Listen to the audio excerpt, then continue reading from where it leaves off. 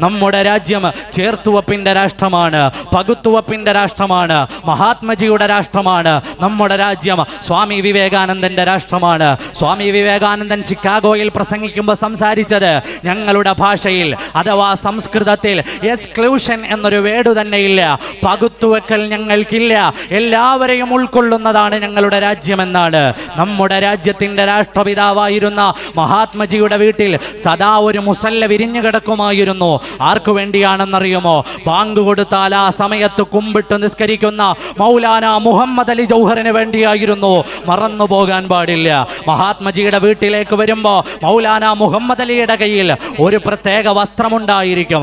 ആ വസ്ത്രം നെയ്തു കൊടുക്കുന്നത് മൗലാന മുഹമ്മദ് അലിയുടെ ഉമ്മയായ പാതിരാവിൽ അള്ളാഹുവിലേക്ക് തിരിഞ്ഞ് ആരാധനകൾ നിർവഹിക്കുന്ന മഹദിയായിരുന്നു മഹാത്മജി എന്ന ഇന്ത്യ രാജ്യത്തിന്റെ രാഷ്ട്രപിതാവിന് അണിയാനുള്ള വസ്ത്രങ്ങളെ തുന്നിക്കൊടുത്തത് എന്ന് ഇന്നലകളുടെ ചരിത്രം നമ്മളോട് വിളിച്ചു പറയുകയാണ്.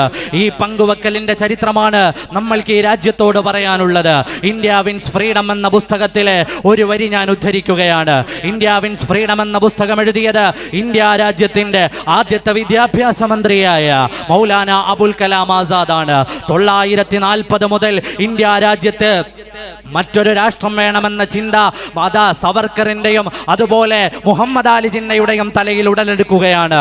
40കളിലാണ് മുഹമ്മദ് അലി ജിന്ന മറ്റൊരു രാഷ്ട്രത്തെക്കുറിച്ച് സംസാരിച്ചു തുടങ്ങിയതെങ്കിൽ ആ 40കളുടെയും 16 കൊല്ലം മുമ്പ് ഇവിടെ മറ്റൊരു മതരാഷ്ട്രമുണ്ടാകണമെന്ന ചിന്ത സവർക്കറുടെ ആശയധാരയിൽ ഉണ്ടായിരുന്നു എന്ന് ചരിത്രം നമ്മളോട് വിളിച്ചു പറയുകയാണ്. അവിടെയാണ് ചില വർത്തമാനങ്ങൾ ഉള്ളത്. 946 മഹാത്മജിയുടെ വീട്ടിലേക്ക് കടന്നു വരികയാണ് മൗലാന അബുൽ കലാം ആസാദ്. നിങ്ങൾക്കറിയാം, തൊപ്പിവെച്ച പരമസ്വാത്വികനായ പണ്ഡിതനാണ്. ആ പണ്ഡിതൻ മൗലാന മുഹമ്മദ് അലി ആസാദ്, മൗലാന ആസാദ് കടന്നു വരുന്നത് അബുൽ കലാം ആസാദിന്റെ പാദം പതിയുന്നത് മഹാത്മജിയുടെ വീട്ടിലാണ്. അവിടേക്ക് മറ്റൊരാൾ കൂടി വന്നു. ഇസ്ലാമിക ആശയധാരകളിൽ നിന്നെല്ലാം വ്യത്യസ്തമായ വേഷവിധാനങ്ങൾ ഉപയോഗിക്കുന്ന അല്പം മോഡേൺ ചിന്താഗതിയുള്ള മുഹമ്മദ് അലി ജിന്ന എന്ന പാകിസ്ഥാൻ വാദത്തിന്റെയോ രാഷ്ട്രത്തിന്റെയോ നേതൃത്വം അയാൾ കടന്നു വരികയാണ്. ഇന്ത്യ വിൻസ് ഫ്രീഡം അടയാളപ്പെടുത്തുകയാണ്. ആ വീട്ടിലേക്ക് കടന്നു വന്ന മൗലാന അബുൽ കലാം ആസാദിന്റെ മുന്നിൽ മുഹമ്മദ് അലി ജിന്ന എന്ന പാകിസ്ഥാന്റെ നേതൃത്വം, അല്ലെങ്കിൽ പാകിസ്ഥാൻ അങ്ങനെ അവകാശപ്പെടുന്നയാൾ, അയാൾ വളരെ വിനയാന്വിതനായി പറഞ്ഞു, നിങ്ങൾ എൻ്റെ രാജ്യത്തിലേക്ക് വരണം. ശ്രദ്ധിച്ചു കേൾക്കേണ്ടതുണ്ട്. 946 നിങ്ങൾ എൻ്റെ രാജ്യത്തിലേക്ക് വരണം. നവംബറിലാണ് ഈ സംഭവം നടക്കുന്നത്. എൻ്റെ രാജ്യത്തെ ഏത് പൊസിഷനിൽ ഇരിക്കാനും നിങ്ങൾക്ക് ഞാൻ അനുവാദം തരാം. അത്ര വലിയ ധിഷണയുടെയും ഗ്രാഹ്യത്തിന്റെയും ചിന്തയുടെയും ഭൗതികതയുടെയും ലോകത്തിരുന്ന നേതാവായിരുന്നു മൗലാന അബുൽ കലാം ആസാദ് എന്ന ഇന്ത്യ രാജ്യത്തിന്റെ ആദ്യത്തെ വിദ്യാഭ്യാസ മന്ത്രി. അതുകൊണ്ട് തന്നെയാണ് ദ ഗ്ലിംസസ് ഓഫ് വേൾഡ് ഹിസ്റ്ററിയുടെ രചയിതാവായ ഇന്ത്യ രാജ്യത്തിന്റെ 1ാമത്തെ പ്രധാനമന്ത്രി, ഇന്ത്യയുടെ പ്രധാനമന്ത്രി പണ്ഡിറ്റ് നെഹ്റു തന്റെ വിദ്യാഭ്യാസ സ്വപ്നങ്ങൾക്ക് നിറം പകരാൻ തെരഞ്ഞെടുത്തത് മൗലാന അബുൽ കലാം ആസാദിനെയാണ്. മൗലാന അബുൽ കലാം ആസാദിനോട് ജിന്ന യാചിക്കുകയാണ്, നിങ്ങൾ എൻ്റെ രാജ്യത്തേക്ക് വരുമോ? എൻ്റെ രാജ്യത്തേക്ക് നിങ്ങൾ വന്നാൽ ഞാൻ വിഭാവനം ചെയ്യുന്ന രാഷ്ട്രത്തിന്റെ തലപ്പത്ത് ഏത് പൊസിഷനിൽ വേണമെങ്കിലും നിങ്ങൾക്കിരിക്കാം. അത് 6ാമത്തെ തവണയാണ് മൗലാന അബുൽ കലാം ആസാദ് ഇന്ത്യയിലെ മുസ്ലിമീങ്ങളുടെ പ്രതിനിധാനമാണ്. മഹാനവറുകൾ പറഞ്ഞു, ചരിത്രം രേഖപ്പെടുത്തുകയാണ് മുഹമ്മദ് അലി ജിന്നയോട്, ഇനി മേലാൽ ഈ വർത്തമാനവും പറഞ്ഞ് എൻ്റെ മുന്നിൽ നിങ്ങൾ വരാൻ പാടില്ല. എൻ്റെ രാജ്യം ഇന്ത്യയാണ്, ഇന്ത്യയാണ്, ഇന്ത്യയാണ്. ജീനായ ഹാ മറിനായ ഹാ, ഈ രാജ്യത്താണ് ഞാൻ ജീവിക്കുക, ഈ രാജ്യത്താണ് ഞാൻ മരിച്ചു വീഴുക. ഇതാണ് ഇവിടെയുള്ള എല്ലാവരോടും പറയാനുള്ളത്. ഇത് നമ്മുടെ രാഷ്ട്രമാണ്, ഇവിടെയാണ് മരിക്കുക, ഇവിടെയാണ് ജീവിക്കുക. എന്നിട്ട് പറഞ്ഞു, നിങ്ങൾ എന്നെ ഇനി നിങ്ങളുടെ രാജ്യത്തേക്ക് വിളിക്കാൻ പാടില്ല. കാരണം എന്താണെന്നറിയോ? നിങ്ങൾ വിഭാവനം ചെയ്യുന്ന രാഷ്ട്രം മതങ്ങളിൽ ഒതുങ്ങി നിൽക്കുന്ന രാഷ്ട്രമാണ്. എൻ്റെ ഇന്ത്യ എല്ലാ സംസ്കാരങ്ങളെയും ഉൾക്കൊള്ളുന്ന രാജ്യമാണ്. നിങ്ങൾ വിഭാവനം ചെയ്യുന്ന രാജ്യത്ത് നാളെ ഗോത്രങ്ങളായി തിരിഞ്ഞ് ജനങ്ങൾ പരസ്പരം തമ്മിൽ തല്ലി ജനാധിപത്യം വീണുപോകാമെന്ന് മൗലാന അബുൽ കലാം ആസാദ് മുഹമ്മദ് അലി ജിന്നയോട് പറയുകയാണ്. ഇനി ഒരിക്കൽ കൂടി പാകിസ്ഥാനിൽ പോകണമെന്ന് പറഞ്ഞ് എൻ്റെ മുന്നിൽ മുഹമ്മദ് അലി ജിന്ന നിങ്ങളെ കണ്ടുപോകരുത്. ഇതേ വർത്തമാനമാണ് ഇവിടുത്തെ മുഴുവൻ വർഗീയവാദികളോടും പറയാനുള്ളത്. ഇന്ത്യയുടെ മക്കളെ ഇന്ത്യ വിടാനെന്ന് പറഞ്ഞ് നിങ്ങൾ വരരുത്. ആ പുസ്തകം അടയാളപ്പെടുത്തുന്ന മറ്റൊരു വർത്തമാനം കൂടി പറയട്ടെ. മൗലാന അബുൽ കലാം ആസാദ് ചോദിക്കുകയാണ്, നിങ്ങളുടെ ഈ പുതിയ മതരാഷ്ട്രം ഉണ്ടല്ലോ, പാകിസ്ഥാൻ എന്ന നിങ്ങളുടെ രാഷ്ട്രം, അത് ആരുടെ സ്വപ്നമാണോ? ഇന്ത്യയിലെ മുസ്ലിമീങ്ങളുടെ സ്വപ്നമാണോ? അല്ല, അത് സവർക്കറിന്റെ സ്വപ്നമാണ്, അത് RSSന്റെ സ്വപ്നമാണ്, അത് ഇന്ത്യ രാജ്യത്തെ ഹിന്ദു മഹാസഭയുടെ സ്വപ്നമാണ്. അത് പുലർത്തി കൊടുക്കാനല്ലേ ഈ രാജ്യത്തെ നീ വെട്ടിമുറിക്കാൻ ശ്രമിക്കുന്നത്? ഇത് നിങ്ങളുടെ സ്വപ്നമല്ല, ഇത് ഇന്ത്യൻ മുസ്ലിമീങ്ങളുടെ സ്വപ്നമല്ല, പാകിസ്ഥാൻ ഇന്ത്യൻ മുസ്ലിമീങ്ങളുടേതല്ല, അത് അതിൻ്റെ ഉപജ്ഞാതാക്കളും അതിൻ്റെ ചിന്താധാരകളിൽ പ്രവർത്തിച്ചവരുമെല്ലാം ഇവിടുത്തെ വർഗീയവാദികളാണ്. അതുകൊണ്ട് നിങ്ങൾ ആദ്യം ആ രാജ്യത്തേക്ക് പോയിക്കോ, ഞങ്ങൾക്ക് പോകാൻ മനസ്സില്ല എന്ന് ഉറക്കെ പ്രഖ്യാപിക്കാനാണ് നമ്മുടെ തെരുവോരങ്ങൾ ഉണർന്നിരിക്കുന്നത്. ഈ രാജ്യത്തെ എന്നും ചേർത്ത് പിടിച്ചവരല്ലേ നമ്മൾ? ഈ രാജ്യത്തെ ഒരുമയോടെ നിന്ന് ഒരുമയോടെ കൈകോർത്തു പിടിച്ച് മതം നോക്കാതെ മനുഷ്യനെ സ്നേഹിച്ച് ജീവിച്ചു പോയ ആളുകൾ. ഇവിടെയാണ് നമ്മൾക്ക് സാമൂതിരിയെ ഓർമ്മ വരുന്നത്. സാമൂതിരിയുടെ കാലത്താണ് ഇസ്ലാമിക ജുറിസ്പ്രുഡൻസിലെ ആധികാരിക ഗ്രന്ഥങ്ങൾ രചിച്ച മൗലാന സൈനുദ്ദീൻ മഖ്ദൂം ജീവിച്ചിരുന്നത് മലബാറിന്റെ മണ്ണിൽ. സാമൂതിരി പറങ്കിയോട് പടപൊരുതുന്ന നേരത്ത് സാമൂതിരിയോട് പറഞ്ഞത്, സാമൂതിരി മുസ്ലിം ഉമ്മത്തിന്റെ നേതാവായി നിന്ന് പടപൊരുതിക്കോ, പറകിൽ നിന്ന് പടപൊരുതാൻ ഞങ്ങൾ ഉണ്ടാകുമെന്നാണ് മൗലാന മഹാനരായ സൈനുദ്ദീൻ മഖ്ദൂം സാമൂതിരി രാജാവിനോട് പറഞ്ഞത്. ഇങ്ങനെ പരസ്പരം കൊടുത്തും വാങ്ങിയും പരസ്പരം ഒരുപോലെ ജീവിച്ചിരുന്ന ഒരു സമൂഹത്തിന്റെ നടുത്തളത്തിലേക്ക് കൃത്യമായ വർഗീയത കൊണ്ടുവന്ന് അവതരിപ്പിച്ച് ഈ രാജ്യത്ത് കുറച്ച് ഡൗട്ട്ഫുൾ പേഴ്സണെ സൃഷ്ടിക്കുക. കാരണം ഈ രാജ്യത്തിന്റെ ഭരണഘടന ഇല്ലായ്മ ചെയ്യണമെന്ന് ആരാണോ സ്വപ്നം കാണുന്നത്, അവരുടെ സ്വപ്നങ്ങളുടെ സാക്ഷാത്കാരത്തിലേക്കുള്ള നടത്തമാണിത്. 949 ഇന്ത്യയുടെ ഭരണഘടനയുടെ കരട് പുറത്തിറങ്ങുമ്പോൾ ഓർഗനൈസറിൽ ലേഖനം വരികയാണ്, നവംബറിൽ ഡിസംബറിൽ ഈ ഭരണഘടന ഞങ്ങൾക്ക് അംഗീകരിക്കാൻ കഴിയില്ല. കാരണം ഇന്ത്യ രാജ്യത്തിന്റെ ഭരണഘടനയിൽ ഇന്ത്യയുടെ മൂല്യങ്ങൾ ഉൾക്കൊള്ളുന്നില്ല, അല്ലെങ്കിൽ ഇന്ത്യയിലെ മനുവാദത്തിന്റെ എന്ന് പറഞ്ഞാൽ മനുസ്മൃതിയുടെ ആശയങ്ങളെയോ സത്തകളെയോ ഉൾക്കൊള്ളാത്ത ഈ ഭരണഘടന ഞങ്ങൾക്ക് പറ്റില്ല എന്ന് ലേഖനം എഴുതിയത് ഇവിടുത്തെ മുസ്ലിമീങ്ങളല്ല, ഇവിടുത്തെ ഹിന്ദുക്കളല്ല, ഈ രാജ്യത്തിന്റെ ശത്രുക്കളാണ്. ഈ സമരത്തെ രണ്ടായി വ്യാഖ്യാനിക്കാൻ പറ്റൂ. ഈ രാജ്യത്തിന്റെ മിത്രങ്ങളും ഈ രാജ്യത്തിന്റെ ശത്രുക്കളും തമ്മിലുള്ള സമരം. ഈ രാജ്യത്തിന്റെ മിത്രങ്ങൾ ആരാണ്? ഒരുപോലെ കൈകോർത്തു പിടിച്ച മുസൽമാനും ഹിന്ദുവും ക്രിസ്ത്യാനിയും നേടിയെടുത്ത പാരമ്പര്യത്തിന്റെ സ്വാതന്ത്ര്യത്തിൽ അഭിമാനിച്ച് ഈ രാജ്യത്ത് ഉറച്ചു നിൽക്കുന്ന ആളുകൾ ആരാണ്? ഇന്ത്യയുടെ ശത്രുക്കൾ. 949 ഇന്ത്യയുടെ ഭരണഘടനയെ എതിർത്തവരാരാണോ അവരാണ് ഇന്ത്യയുടെ ശത്രുക്കൾ. 949 എഴുതിയ ലേഖനമാണ്, ഓർഗനൈസർ പ്രസിദ്ധീകരിച്ച ലേഖനമാണ്. ഈ രാജ്യത്തിന്റെ ഭരണഘടനയെ ഇങ്ങനെയാണെങ്കിൽ ഞങ്ങൾ അംഗീകരിക്കില്ല, പകരം വേണ്ടത് മനുസ്മൃതിയുടെ സത്ത ഉൾക്കൊള്ളുന്നതായിരുന്നു. 2800-ലേറെ ശ്ലോകങ്ങൾ ഉൾക്കൊള്ളുന്ന പല ജാതികളായി മനുഷ്യനെ വേർതിരിച്ചു നിർത്തിയിട്ട് ഉയർന്ന ജാതിക്കാരൻ ഒരു നിയമവും താഴ്ന്ന ജാതിക്കാരന് മറ്റൊരു നിയമവും കൽപ്പിച്ചു കൊടുക്കുന്ന ആ മനുസ്മൃതിയെ കുറിച്ച് ഓർക്കുമ്പോൾ ഒന്നുകൂടി പറയാനുണ്ട്. ആ മനുസ്മൃതിയുടെ ആശയധാരകൾ നീതിയല്ല എന്നതുകൊണ്ടാണ് ഇന്ത്യ രാജ്യത്തിന്റെ ഭരണഘടനാ ശില്പിയായിരുന്ന ഡോക്ടർ ഭീമറാവു അംബേദ്കർ 925 ഡിസംബർ 27 സാവിത്രി നദീ തീരത്ത് വെച്ചിട്ട് മനുസ്മൃതി കത്തിച്ചു കളഞ്ഞത്. അത് നമ്മൾക്കുള്ള ഉത്തേജനമാണ്. നീതിയല്ലാത്ത ഏത് നിയമത്തെയും കരിച്ച് കാറ്റിൽ പറത്താൻ നമ്മൾക്ക് പഠിപ്പിച്ചു തന്നത് ഈ രാജ്യത്തിന്റെ നിയമനിർമ്മാണ സഭയുടെ തലപ്പത്തിരുന്ന അംബേദ്കറാണ്. അംബേദ്കർ ആരാണ്? 5 ഡോക്ടറേറ്റുകൾ വാരിക്കൂട്ടിയ ഉന്നതനായ ധിഷണയുള്ള ആലോചനയുള്ള മനുഷ്യനാണ്. ഉന്നതമായ വിദ്യാഭ്യാസമുള്ളയാളാണ്. അദ്ദേഹത്തെ കുറിച്ച് എതിരഭിപ്രായമില്ല. അദ്ദേഹത്തിന്റെ നേതൃത്വത്തിൽ 7000-ലേറെ സംവാദങ്ങൾക്ക് ശേഷമാണ് നമ്മുടെ ഭരണഘടന വരുന്നത്. ആ ഭരണഘടനയിൽ നിന്നൊരു ഭാഗമാണ് ഇന്നുവരെ വിദ്യാഭ്യാസ യോഗ്യത എന്താണെന്ന് തെളിയിക്കാൻ കഴിയാത്ത ആളുകൾ പാർലമെന്റിൽ ചർച്ചയ്ക്കിട്ടിട്ട് ഇല്ലാതെയാക്കുന്നത് എന്ന് പറയുമ്പോൾ അപകടം എത്രയാണെന്ന് അറിയേണ്ടതുണ്ട്. 5 ഡോക്ടറേറ്റുകൾ വാങ്ങിയ അംബേദ്കർ എഴുതി ചേർത്ത നിയമങ്ങൾ, ആ നിയമങ്ങളെയാണ് ഡിഗ്രി ഉണ്ടോ എന്ന് ചോദിച്ചാൽ അറിയില്ല, സർട്ടിഫിക്കറ്റ് ഉണ്ടോ എന്ന് ചോദിച്ചാൽ അറിയില്ല, ഇതൊന്നും അറിയാത്ത മന്ത്രിമാർ വന്നിരുന്ന് അതിനെ പിച്ച് ചീന്തുന്നത് എന്ന് പറയുമ്പോൾ ഭരണഘടനയ്ക്ക് കാവലിരിക്കേണ്ടത് നമ്മുടെ ആവശ്യം. അത് മുസ്ലിമിന്റെ ആവശ്യമാണ്, ഹിന്ദുവിന്റെ ആവശ്യമാണ്, ക്രിസ്ത്യാനിയുടെ ആവശ്യമാണ്. കാരണം നമ്മുടെ പൂർവികർ നേടിത്തന്നതാണിത്, അവരുടെ സ്വാതന്ത്ര്യമാണിത്. എത്ര യുക്തിപൂർവമാണ് അവർ ചിന്തിച്ചത്. ഇതൊരു മതവിഷയമായി അംഗീകരിച്ചു കൊടുക്കാനോ ഒരു മതവിഷയമായി ഒതുക്കിക്കളയാനോ പാടില്ല. കാരണം എന്ത്? ഇന്ത്യ രാജ്യത്തിന്റെ ഭരണഘടന ഈ നിലയിലാക്കി തന്നതിൽ അതിന്റെ ഭരണ നിർമ്മാണ തലപ്പത്തിരുന്ന ആളുകളെ നിങ്ങളൊന്ന് വായിച്ചു നോക്കൂ.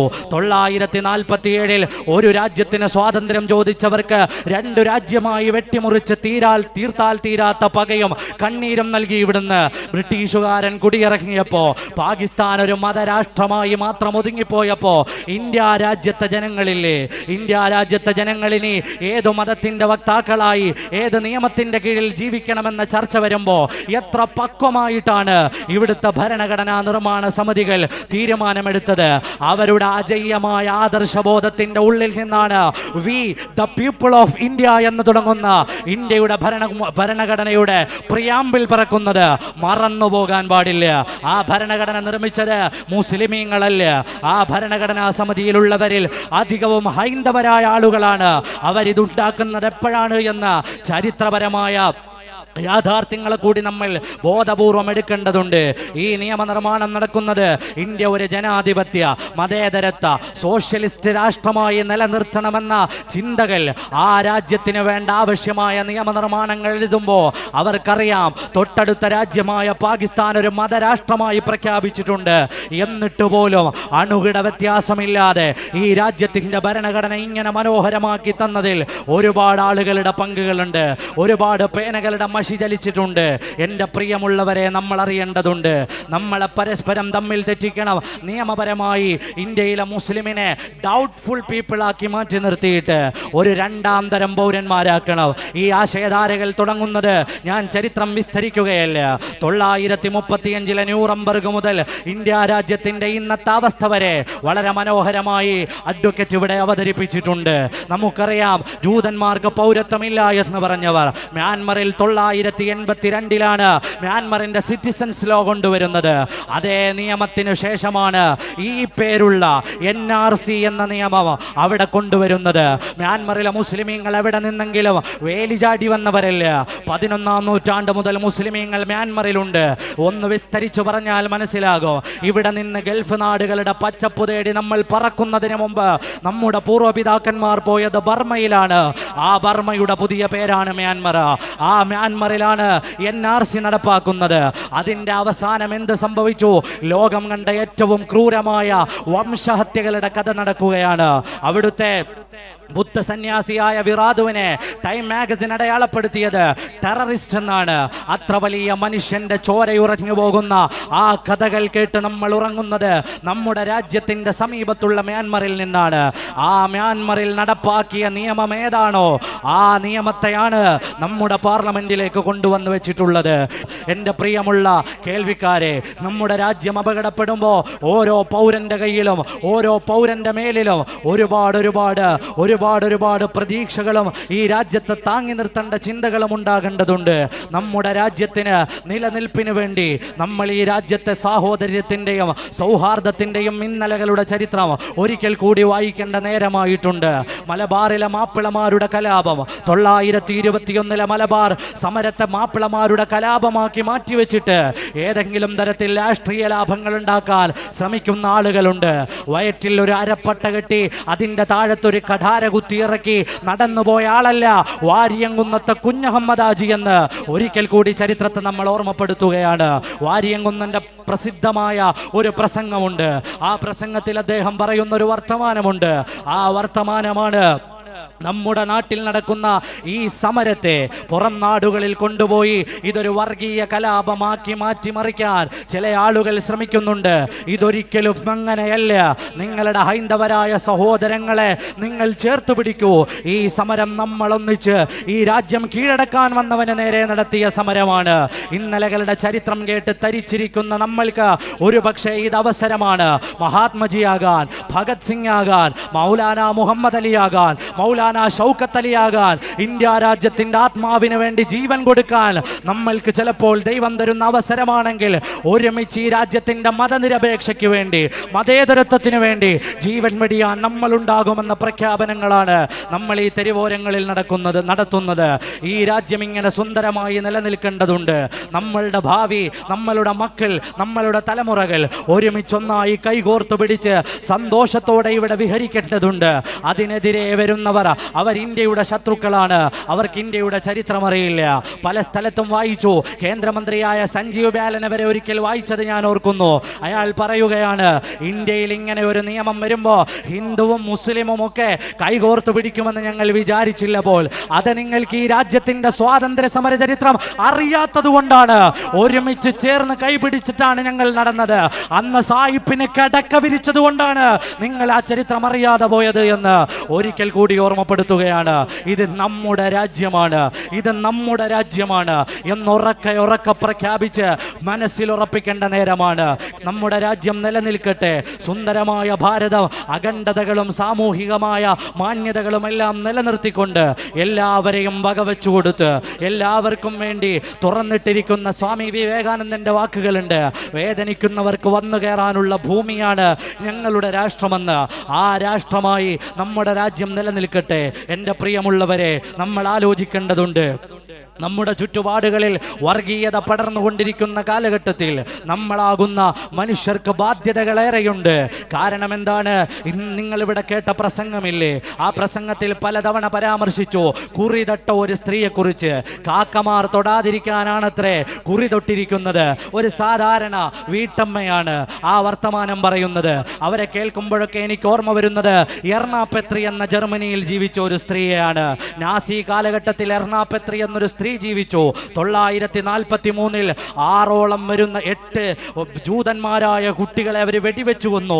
1960 അവരെ വിചാരണ ചെയ്തു. എർണാപെത്രി വിചാരണക്കിടയിൽ പറഞ്ഞൊരു വർത്തമാനമുണ്ട്. എന്താണെന്നറിയോ? എൻ്റെ 2 അതേ പ്രായത്തിലുള്ള മക്കൾ റൂമിൽ ഉറങ്ങുമ്പോഴും യാതൊരു വിധമായ മാനസിക സംഘർഷങ്ങളുമില്ലാതെ ജൂതന്റെ മക്കളെ വെടിവെച്ചു കൊല്ലാൻ എനിക്ക് തോന്നിയത് എൻ്റെ ഉള്ളിലെ കുരുണ്ടു കയറിയ വർഗീയതയാണ്, അവരോട് തോന്നിയ വിദ്വേഷമാണ്. അവർ ഈ രാജ്യത്തിന്റെ പൗരന്മാരല്ല എന്ന തോന്നലാണ്. അത്തരമൊരു തോന്നൽ സൃഷ്ടിച്ചിട്ട് ഈ രാജ്യത്തെ ഒരു മതവിഭാഗത്തെ നിങ്ങൾക്ക് മ്യാൻമറിന്റെ ചരിത്രം ഒന്നുകൂടി ഓർമ്മപ്പെടുത്തുന്നു. NRC വന്നു, അവരെ രാജ്യത്തിന്റെ പൗരന്മാരല്ലാതെയാക്കി, വോട്ടവകാശങ്ങളില്ലാതെയാക്കി, അവസാനമോ അവരുടെ റേഷൻ കാർഡുകളില്ലാതെയാക്കി. എന്നിട്ടാണ് ക്രൂരമായ നരനായാട്ട് അവിടെ നടത്തിയത്. എൻ്റെ പ്രിയമുള്ളവരെ, ഈ രാജ്യം ഇങ്ങനെ വിട്ടുകൊടുക്കാൻ പറ്റില്ല.